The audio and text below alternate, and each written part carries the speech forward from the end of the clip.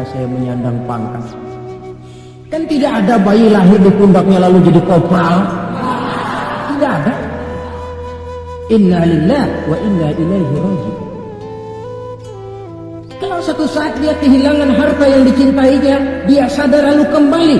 Dulu pun ketika lahir ke alam ini, tidak ada harta yang saya bawa, telanjang saya lahir ke alam ini. Ini namanya filsafat kehidupan yang paling mendasar. Segalanya datang dari Allah, segalanya akan kembali kepada Allah. Tanpa kesadaran ke arah itu, boleh jadi perasaan takut akan merajai hati kita. Si kaya takut miskin, si pangkat takut jatuh rendah ke bawah, dan selanjutnya.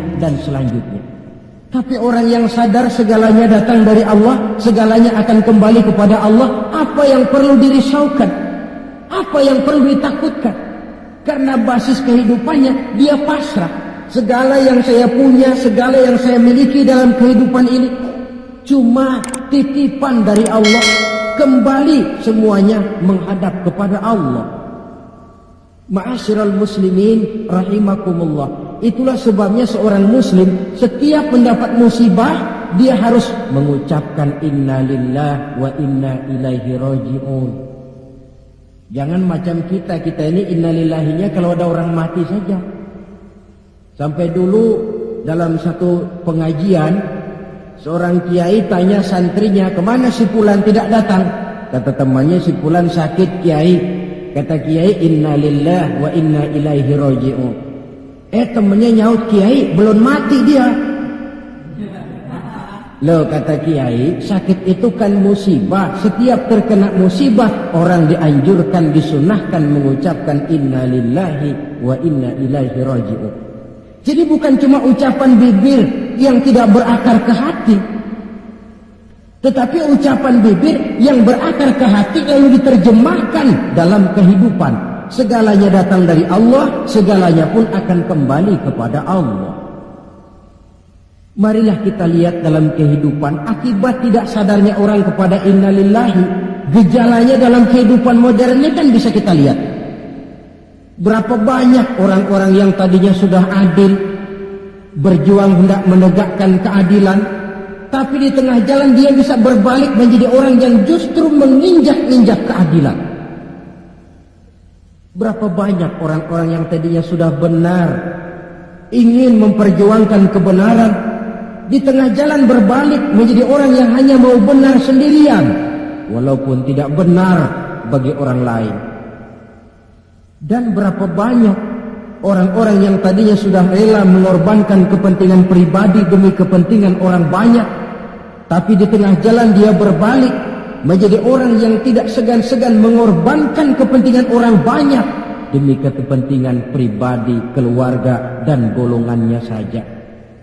Tepat benar sindiran Allah dalam satu ayat, wa iza massal insana ad-durru da'ana li janbihi aw qa'idan aw qa'ibah.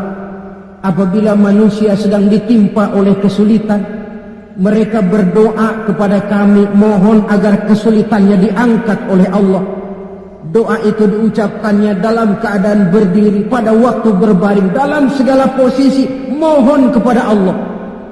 Falamma kasyafna anhu dhurrahu, tapi manakala kesulitan yang menimpa mereka sudah kami angkat, kami hilangkan, marra ka'allam yad'una ila durrin massahu, mereka berjalan dengan sombongnya seolah-olah belum pernah minta tolong kepada kami sebelumnya.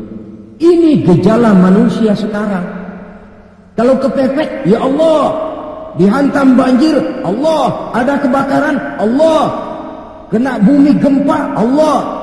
Dalam keadaan normal Allah pun dicampakkan dalam kehidupannya. Na'udzubillah tsumma na'udzubillah.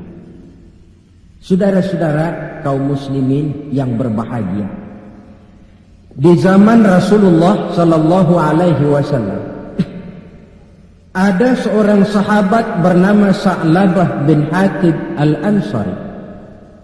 Dia orang miskin, tetapi kemiskinannya tidak menghalangi ibadahnya kepada Allah.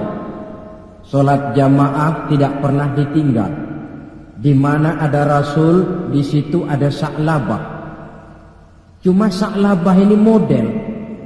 Tiap selesai sholat langsung pulang. Tidak wirid, tidak zikir, tidak doa.